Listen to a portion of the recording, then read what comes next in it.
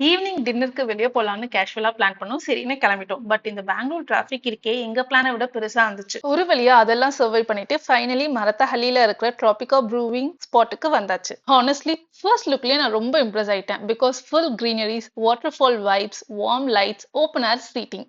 Night டைம்ல especially இன்னும் ரொம்ப சூப்பரா இருந்துச்சு. ஆக்சுவலி இங்க 2 floors இருக்கு அண்ட் நிறைய பீப்புள்ஸ் கம்ஃபர்டபுளா உட்கார்ற மாதிரி ஹியூஜ் சீட்டிங் கெப்பாசிட்டியும் இருந்துச்சு. And one more important thing, food.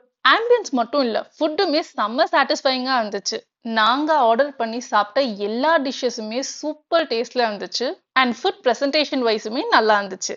Friends அவுட்டிங்க்கு, date நைட்டுக்கு, ஆஃபீஸ் டீம் டின்னருக்கு, ஃபேமிலியோட டைம் ஸ்பெண்ட் பண்ணவும் இந்த பிளேஸ் ஹானஸ்டா பெர்ஃபெக்டான சாய்ஸ்ன்னு சொல்லுவேன்.